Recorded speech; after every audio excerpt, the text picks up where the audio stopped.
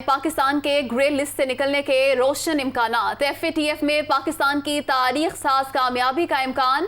FATF की पाकिस्तान को grey list में रखने की मुखालफत मुतवक्के। ज़राए वज़ारत ख़ज़ाना की जानिब से ये तफसीलात शेयर की गई हैं। आज पाकिस्तान को ग्रे लिस्ट से निकालने के लिए तरीक़ाकार की मंजूरी का भी इम्कान है। पाकिस्तान ने तमाम 27 अहदाफ पर अमल दरामद किया। बर्लिन इजलास में ये बातचीत हुई। पाकिस्तान ने इंसदाद मनी लॉन्ड्रिंग के लिए तमाम अहदाफ हासिल कर लिए। पाकिस्तान को जून के आखिरी हफ्ते में कारकर्दगी रिपोर्ट पेश करना होगी। FATF का वफ्द ऑन साइट जायजा के लिए पाकिस्तान आएगा। ज़राए की जानिब से बताया जा रहा है तो पाकिस्तान के ग्रे लिस्ट से निकलने के रोशन इम्कानात हैं। FATF में पाकिस्तान की तारीख साज कामयाबी का इम्कान है। FATF की पाकिस्तान को ग्रे लिस्ट में रखने की मुखालफत मुतवक्के है, जबकि ज़राए का यह बताना है कि आज पाकिस्तान को ग्रे लिस्ट से निकालने के लिए तरीक़ाकार की मंजूरी का इम्कान है। पाकिस्तान ने तमाम 27 अहदाफ पर अमल दरामद कर लिया है। बर्लिन इजलास में ये बातचीत हुई है, जबकि पाकिस्तान ने इंसदाद मनी लॉन्ड्रिंग के लिए तमाम अहदाफ हासिल कर लिए हैं। FATF पर इजलास बर्लिन में जारी है। वज़ीर मुमलिकत हिना रबानी खर का यह कहना है। FATF आज रात इजलास के इख्तिताम पर बयान जारी करेगा। वज़ीर मुमलिकत बराए उमूर खारजा हिना रबानी खर की जानिब से ये ट्वीट किया गया है। FATF पर इजलास बर्लिन में जारी है और FATF आज रात इजलास के ख़िताम पर बयान जारी करेगा। हिना रबानी खर की जानिब से ये ट्वीट किया गया है कि FATF पर इजलास बर्लिन में जारी है और इसी हवाले से आज रात बयान भी जारी किया जाएगा। पाकिस्तान के ग्रे लिस्ट से निकलने के इम्कानात रोशन हो गए हैं। FATF में पाकिस्तान की तारीख साज कामयाबी का इम्कान है। ज़राए वज़ारत ख़ज़ाना के मुताबिक FATF की पाकिस्तान को ग्रे लिस्ट में रखने की मुखालफत मुतवक्के है, जबकि ज़राए ये बताते हैं कि आज पाकिस्तान को ग्रे लिस्ट से निकालने के लिए तरीक़ाकार की मंजूरी का भी इम्कान है। बर्लिन इजलास में बातचीत हुई कि पाकिस्तान ने तमाम 27 अहदाफ पर अमल दरामद किया। पाकिस्तान ने इंसदाद मनी लॉन्ड्रिंग के लिए तमाम अहदाफ हासिल कर लिए और ज़राए की जानिब से ये भी बताया गया है कि पाकिस्तान को जून के आखिरी हफ्ते में कारकर्दगी रिपोर्ट पेश करना होगी।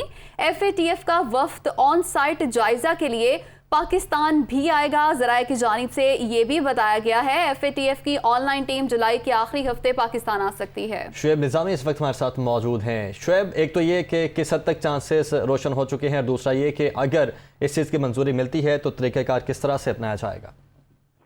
जी, पाकिस्तान के लिए FATF में आज तारीख 7 दिन है और इस बात के इम्कानात है कि पाकिस्तान जो है FATF की ग्रे लिस्ट से निकलने के लिए जो तरीक़ाकार है उस तक पहुंच जाएगा, यानी कि एक कागजी कार्रवाई रह जाएगी, जिसके लिए होगा ये कि जून में पाकिस्तान अपनी प्रोग्रेस रिपोर्ट FATF को पेश करेगा। जुलाई में उनकी एक ऑनलाइन जो साइट जायजा टीम है वो पाकिस्तान आएगी और वो पाकिस्तान के मुख्तलिफ इदारों से जो कि मुतल्लिकीन उनसे मुलाकात करेगी। जो पाकिस्तान ने FATF के 27 अहदाफ मुकम्मल किए हैं उसका जायजा लेगी, उसके बाद अपनी रिपोर्ट पेश करेगी। उसके बाद जो है पाकिस्तान जो FATF ग्रे लिस्ट है उससे निकलने के लिए इंशाल्लाह कामयाब हो जाएगा। तो आज के इजलास के बाद जो पाकिस्तान की तारीफ की गई है, जो पाकिस्तान के एक्शन प्लान के ऊपर जो अमल दरामद की रफ्तार है उसकी तारीफ की गई है, जो 27 आदाब से मुतल्लिक पाकिस्तान को दिए गए थे उसकी तारीफ की गई है। तो इस बात के वाज़े इम्कानात रोशन है कि बर्लिन इजलास पाकिस्तान के लिए तारीख साज साबित होगा। और आज के इजलास में जो है वो जितने भी हमारी बातचीत हुई है मिनिस्ट्री फाइनेंस के सोर्सेज से, उनका ये कहना है कि तमाम रुकन ममालिक ने पाकिस्तान की कारकर्दगी की तारीफ़ की है और इस बात के इम्कानात हैं कि वो पाकिस्तान के ग्रे लिस्ट में रहने की मुखालफत करेंगे। इसके बाद जो है वो एक तरीक़ाकार तय होगा और उसके बाद जो है पाकिस्तान एक कागजी कार्रवाई के बाद ग्रे लिस्ट से बाहर आ जाएगा। और इसकी वजह ये है कि पाकिस्तान में गुज़श्ता जितने भी अहदाफ FATF की तरफ से इसी तरह जो इनका एशिया पैसिफिक ग्रुप है उनकी जानिब से दिए गए थे वो तमाम के तमाम पाकिस्तान ने हासिल किए, बर वक्त हासिल किए। और पाकिस्तान ने जितने भी कवानीन थे उनको इंटरनेशनल कवानीन के मुताबिक बनाया। पाकिस्तान में इसमें security exchange commission of Pakistan, federal board of revenue, state bank, ministry of finance, ministry of foreign affairs और जो नेफ्टक है उसने जो है वो बड़ा इंपॉर्टेंट रोल प्ले किया है इन तमाम के तमाम अहदाफ को हासिल करने में। जितनी भी कानून साजी पाकिस्तान को दी गई थी उसमें पाकिस्तान के दोनों ऐवानों ने, कौमी असम्बली ने, सेनेट ने जितनी भी मुकर्ररा तारीख थी उनके अंदर कानून साजी की और उस कानून साजी की वजह से पाकिस्तान जो है वो मुश्किल तरीन जो टारगेट्स हैं और उनको हासिल करने में कामयाब रहा। तमाम के तमाम कौमी असम्बली और सेनेट के जो अरकान थे उन्होंने जो है वो इंटरनेशनल कवानीन के मुताबिक पाकिस्तान में कानून साजी की। पाकिस्तान में इस वक्त FATF के सख्त तरीन कवानीन जो दुनिया में राइज हैं वो हैं, यानी कि अगर आप $10,000 लेकर पाकिस्तान में घूम नहीं सकते, आपको जो है बताना पड़ेगा इसका ज़राए। इसी तरह जो पाकिस्तान में से बाहर आप अब $3000 भी लेकर जाएंगे तो आपको पहले उसके सोर्सेज बताने पड़ेंगे। ये सख्त तरीन कवानीन है जो कि सिंगापुर के बाद पाकिस्तान में राइज किए गए हैं। इसका मकसद यही है कि पाकिस्तान में इसी तरह जो कस्टम के हुकाम हैं उनको अपग्रेड किया गया है, उनको नए कवानीन से आगाह किया गया है। पाकिस्तान में जो कस्टम के कवानीन हैं उन पर सख्ती से अमल दरामद किया गया है और पाकिस्तान में जो जितने भी एयरपोर्ट्स हैं, ड्राई पोर्ट्स हैं। जी, पाकिस्तान के ग्रे लिस्ट से निकलने के इम्कानात रोशन हो गए हैं। शुएब साथ ही मौजूद रहिएगा। हमाद आलम ने हमें कराची से ज्वाइन किया है। हमाद, अगर आज पाकिस्तान ग्रे लिस्ट से निकल आता है तो उसके बाद मौशी तौर पर पाकिस्तान को क्या फ़वाइद हासिल होंगे? जी, सबसे बड़ा बेनिफिट तो ये होगा कि जो हमारे इंटरनेशनल फाइनेंशियल इंस्टीट्यूशंस हैं वो जो उनका कॉशियस स्टांस था पाकिस्तान के लिए, क्योंकि FATF की जो ग्रे लिस्ट होती है इसको कहा जाता है ये इंक्रीज़ मॉनिटरिंग लिस्ट है। तो इंक्रीज़ मॉनिटरिंग लिस्ट में जब पाकिस्तान शामिल होता है तो जितने भी हमारे जो लैंडर हैं, इंटरनेशनल फाइनेंशियल लैंडर्स हैं, वो थोड़ा कतराते हैं, वो मज़ीद मॉनिटरिंग करते हैं। अगर कोई लोन देते हैं तो उसकी शराइत मज़ीद सख्त होती जाती हैं या उसकी डॉक्यूमेंटेशन के हवाले से मज़ीद पेचीदा किस्म के वो शराइत रख देते हैं। तो जब FATF की ग्रे लिस्ट से निकलेगा तो पाकिस्तान को सबसे बड़ा बेनिफिट ये होगा कि इंटरनेशनल फाइनेंशियल इंस्टीट्यूशंस हैं उनका स्टांस नरम पड़ जाएगा। इसके साथ साथ फॉरेन इन्वेस्टमेंट जो है, जिस वक्त पाकिस्तान की अशद ज़रूरत है, आप देखें कि हमारे रिजर्व तेज़ी से कम हो रहे हैं, फॉरेन इन्वेस्टमेंट जो है उसका फ्लो बेहतर हो जाएगा। इसके साथ साथ जो हमारे जो दोस्त ममालिक हैं, जैसे कहा जाता है कि जैसे चीन है, सऊदी अरब है, वो इसमें काफ़ी सपोर्ट कर रहे हैं हमारी FATF की ग्रे लिस्ट से निकलने में। तो जो इनफ्लो है और जो डॉलर की रसद जो हमें ज़रूरत है वो हमें काफ़ी उस हवाले से काफ़ी सारा मिल जाएगा। दूसरी बात मैं आपको बताता चलूँ कि जैसे पूरी दुनिया इस वक्त पाकिस्तान को फरिश्ता बनाने पर तुली हुई है। जो FATF की ग्रे लिस्ट है कि काफ़ी शराइत थी, पहले 27 पॉइंट एक्शन प्लान दिया, फिर उसके बाद 7 दिया। तो पाकिस्तान ने बड़ी तंदही से इस पे काम किया, चाहे वो PTI की गवर्नमेंट हो या मौजूदा गवर्नमेंट हो। तो इससे निकलने के लिए बहुत बेहतर तरीके से इकदाम लिए। लेकिन आप देखें फाइनेंशियल सीक्रेसी इंडेक्स खुद क्या कहता है अमेरिका के बारे में, कि अमेरिका पहले नंबर पर जो मनी लॉन्ड्रिंग के हवाले से सपोर्ट करता है, यानी उन इंडिविजुअल को जो अपना पैसा छुपा के वहाँ ला के इन्वेस्ट करें। रॉयल यूनाइटेड सर्विस इंस्टीट्यूट की एक रिपोर्ट खुद UK की हवाले से कहती है कि लंदन में जो प्रॉपर्टी है वो एक गढ़ है मनी लॉन्ड्रिंग का। तो आप ये देखिए कि इस वक्त 22 करोड़ की आबादी वाला मुल्क जो इतने काम कर रहा है, इतने इक़दाम ले चुका है अपनी मईशत को दस्तावेज़ करने के हवाले से या FATF की ग्रे लिस्ट निकलने से, तो इसके हवाले से सियासी बिना पे भी जो है हमें चाहिए हो कि अमेरिका हमारी सपोर्ट करे और इसमें FATF से निकलने में मदद करे और ये सोचे कि इस वक्त हमें ज़रूरत है, इस वक्त हमारी मईशत को इस वक्त चैलेंजेस का सामना है। तो अगर FATF की ग्रे लिस्ट निकलेगी तो हमारे बहुत से आसानी पैदा हो जाएगी। यकीन तौर पर जो मुआशी मुश्किलात हैं उनसे छुटकारा मिल सकेगा। हमाद आलम कराची से हमारे साथ मौजूद थे, शुएब निज़ामी ने हमें ज्वाइन किया हुआ था। बहुत शुक्रिया आप दोनों का। आगे बढ़ते हैं। डॉलर की तारीख की बुलंद तरीन सतह। इंटरबैंक में डॉलर मज़ीद ₹1.28 महंगा हो चुका है। इंटरबैंक में डॉलर ₹208.95 पर ट्रेड। ओपन मार्केट में डॉलर $210.50 पर फरोख्त हो रहा है। डॉलर तारीख की बुलंद तरीन सतह पर पहुंच गया है। तफसीलात जानेंगे। Head of business desk Haris Zameer हमारे साथ मौजूद हैं। जी हारिस ज़मीर, बताइए कि ताज़ा तरीन क्या सूरत हाल है? जी, जैसे आपने कहा ओपन मार्केट में भी डॉलर बुलंद तरीन सतह पे पहुंच गया और इंटरनेशनली इंटरबैंक के अंदर भी पहुंच चुका है। ओपन मार्केट में तो ज्यादातर डॉलर और जो दूसरी करेंसीज में इजाफा हो रहा है, उसकी यही वजह है कि लोगों ने सेलिंग करना बंद कर दी है, तो डिमांड एंड सप्लाई सिचुएशन हो गई है और डॉलर मुसलसल बढ़ रहा है। इंटरबैंक के अंदर डेली पेमेंट्स हैं, क्योंकि हुकूमत ने जो है लोड शेडिंग की वजह से फर्नेस ऑयल उसकी इंपोर्ट के लिए कहा है और LNG के लिए भी उन्होंने बिड्स किए। तो लगता है कि कंपनीज को डॉलर की ज्यादा जरूरत है, वो बाय कर रहे हैं, इसकी वजह से मुसलसल इजाफा देखा जा रहा है। जी हारिस ज़मीर, बहुत शुक्रिया आपका। इम्पोर्टेड हुकूमत माफियाज के से हथकंडे इस्तेमाल कर रही है। साबिक वज़ीर आज़म इमरान खान की जानिब से ये ट्वीट किया गया है। क्राइम मिनिस्टर उनके हवारी करप्शन बचाने में लगे हुए हैं। गवाहान और तफ्तीशकारों की अचानक अमवात पर सवालात तो उठते हैं। इम्पोर्टेड हुकूमत माफियाज के हथकंडे इस्तेमाल कर रही है। इमरान खान ने यह ट्वीट किया है, जिसमें मजीद लिखते हैं कि क्राइम मिनिस्टर और उनके हवारी करप्शन बचाने में लगे हुए हैं। गवाहान और तफ्तीशकारों की अचानक अमवात पर सवालात तो उठते हैं। इमरान खान की लगाई महंगाई की आग बुझाएंगे, वज़ीर इत्तलात का यह कहना है। जबकि इमरान साहब बनीगाला में छुप कर आवाम को सड़कों पर बुला रहे हैं। उनकी जानिब से मजीद कहा गया कि आवाम को एहतजाज की कॉल न दें, अपनी नालायकी और नाअहली का मातम करें। वज़ीर इत्तलात मरियम औरंगज़ेब का कहना है कि इमरान खान के लगाई महंगाई की आग बुझाएंगे। इमरान साहब बनीगाला में छुप कर आवाम को सड़कों पर बुला रहे हैं।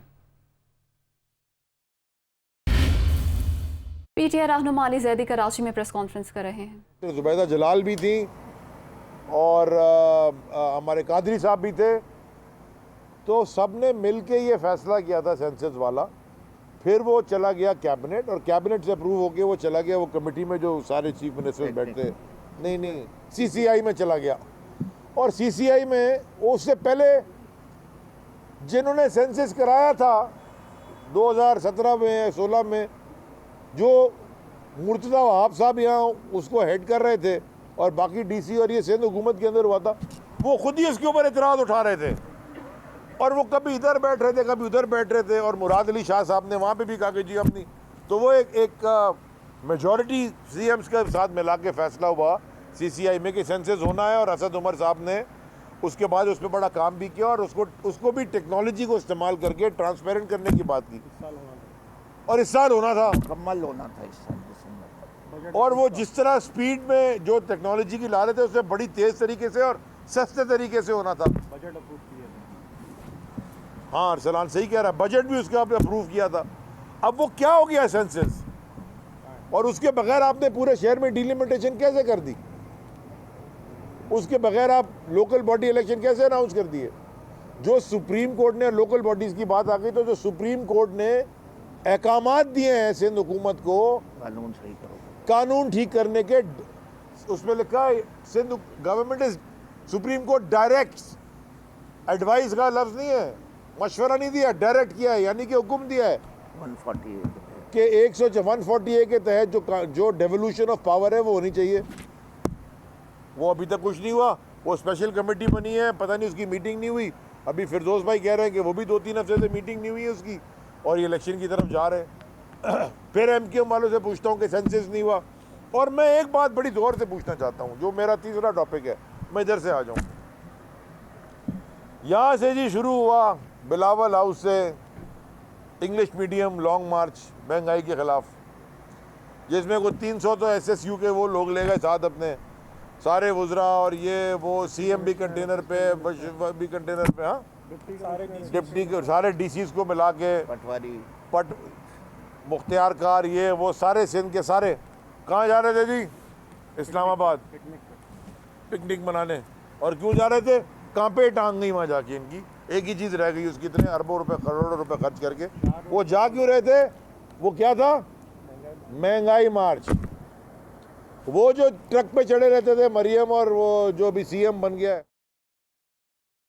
आगे बढ़ते हैं। लाहौर में मूसलाधार बारिश का सिलसिला वक्फे से जारी है। बारिश के बाद शहर के निशेबी इलाके डूब गए हैं। वासा के इंतजामात धरे के धरे रह गए हैं। मुख्तलिफ इलाकों में सड़कें तालाब का मंजर पेश करने लगी हैं। लाहौर में मूसलाधार बारिश का सिलसिला वक्फे से जारी है। बारिश के बाद शहर के निशेबी इलाके डूब गए। वासा के इंतजामात धरे के धरे रह गए।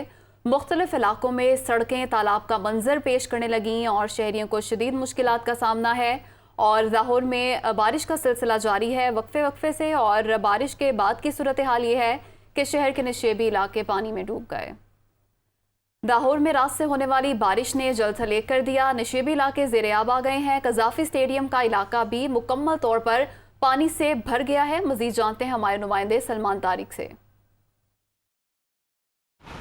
जी, रात से होने वाली बारिश ने शहर भर में जलथल का समा पैदा कर दिया। एक तरफ इस बारिश की वजह से जहां पर गर्मी का जोर टूटा, गर्मी से मुरझाए चेहरे जो हैं वो तरोताज़ा हुए, तो दूसरी तरफ एक दफ़ा फिर शहर में निकासी आब के निज़ाम का पोल खुलकर सामने आ गया, हमेशा की तरह कि हर तरफ जो है वो पानी ही पानी खड़ा हो चुका है। इस वक्त हम कज़ाफ़ी स्टेडियम के इलाके में मौजूद हैं। मेरा कैमरामैन मोहम्मद इकराम अगर आपको दिखा सके तो यहाँ पर सूरत हाल आप देख सकते हैं कि किस तरह से पानी भर चुका है। मुकम्मल तौर पर यहाँ पर एक ऐसे जैसे तालाब का मंजर पेश कर रहा हो कज़ाफ़ी स्टेडियम। तो ये अतराफ़ की सड़कों की भी यही सूरत हाल है। गुलबर्ग का इलाका हो या समनाबाद का इलाका हो या शहर का जो भी इलाका हो, ख़ास तौर पर जितने भी नशेबी इलाके हैं शहर के, वो मुकम्मल तौर पर ज़ेरे आब आ चुके हैं। और निकासी जो है इस पानी की, जो इस बारिश की वजह से जमा हुआ है, खड़ा हुआ है हर जगह पे, इसकी जो निकासी है वो मुमकिन नहीं हो पा रही। और अभी तक मुसलसल चल रही है बारिश वक्फे से, कभी तेज़ तो कभी ज़्यादा। इसकी वजह से एक तरफ मौसम जो है वो सुहाना हो गया, गर्मी का जोर टूट गया, तो दूसरी जानिब निकासी आब का जो सिस्टम है उसका पोल भी एक दफ़ा खुलकर दोबारा सामने आ गया। जी, लाहौर में बारिश का सिलसिला बदस्तूर जारी है। शहर में कहीं हल्की और कहीं तेज़ बारिश तमाम दिन जारी रहेगी। महकमा मौसमियात के मुताबिक प्री मानसून बारिश का सिलसिला 30 जून तक जारी रहने का इम्कान है। मज़ीद जानते हैं सुहेल कैसर से। देखें, आज लाहौर में मौसम के जो रंग ढंग हैं उनके बारे में तो आप पूछिए मत कि जिस तरह का मौसम हो गया है उसने जैसे हम सबको शादा व फरहां कर दिया है।